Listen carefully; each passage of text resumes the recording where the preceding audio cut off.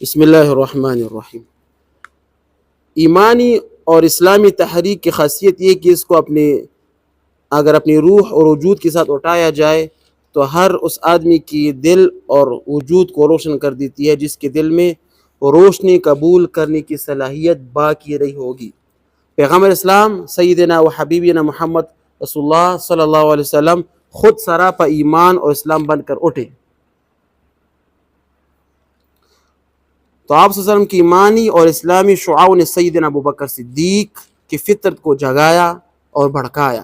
دونوں نے مل کر اللہ تعالیٰ کے حکم کے مطابق حق اور نظام حق کو قولی اور عملی گواہی دینے اور دعوت ایمان کا بیڑا اٹھایا۔ دنیا کے بدترین ماحول اور معاشرے کے مقابلے میں ایمان اور ایمانی معاشرہ پیش کیا۔ دونوں نظاموں کے درمیان کافی عرصے تک کشمکش رہی، جس کے نتیجے میں بالآخر ہجرت اور جہاد کی صورت پیدا ہو گئی۔ کفار اور منکرین کے ساتھ جتنی جنگیں ہوئی ان تمام میں سے 259 صحابہ کرام رضوان اللہ تعالی علیہم اجمعین اللہ تعالیٰ کے راہ میں کیا ہو گئے؟ شہید ہو گئے، اور پورے جزیرہ عرب میں اسلام کو غلبہ اور تسلط حاصل ہوا۔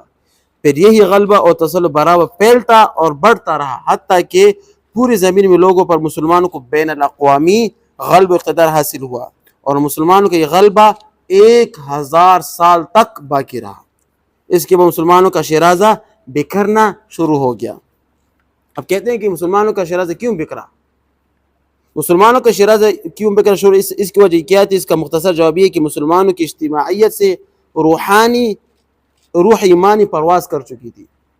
ظاہر ہے کہ جب کسی بدن سے خواہ وہ ایک فرد کا بدن یا قوم کا اجتماعی وجود اس کی روح نکل جائے تو ٹکڑے ٹکڑے ہو کر منتشر ہو جاتی ہے۔ صحیح ہے نا؟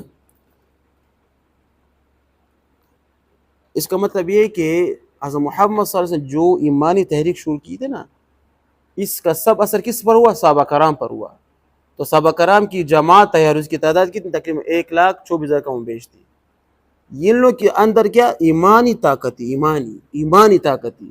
یہ دنیا میں پھیلتے گئے، جہاں پر گئے وہاں پر اسلام کا کیا غلبہ ہو رہا، اور یہ غلبہ 1000 سال تک رہا۔ 1000 سال تک کے بعد جب مسلمان سے یہ روحانی قوت جب کم ہو گئی تو اس پر کیا مشکلات آتے رہے، یہاں تک یہ کہ مسلمان سے جو اجتماعی طاقت تھی وہ نکل گئی۔ مسلمان ٹکڑے ٹکڑے ہو گیا، عرب کا علیحدہ ملک، پاکستان علیحدہ ملک۔ حالانکہ مسلمان ایک ہی ملک ہوتا ہے، اس کا ایک دارالخلافہ ہوتا ہے، اس کا ایک ہی مرکز ہوتا ہے، لیکن کفار نے جب یہ دیکھا کہ مسلمان ابھی روحانی طاقت یہ کمزور ہے، ان لوگ کی اجتماعیت نہیں ہے، تو ان پر مسلسل حملے کرتے رہے۔ ہلاکوہان، منگول، پھر انگریز آئے، ان سب نے مسلمان کو ٹکڑے ٹکڑے کر کے سب کو کیا کر دیا؟ انگلش میں کہتے ہیں ڈیوائڈ اینڈ رول۔ ایک فائل ہے ڈیوائڈ رول، یہ انگریز کے قانون ہے کہ مسلمان کو ڈیوائڈ کرو، اس پر حکومت کرو۔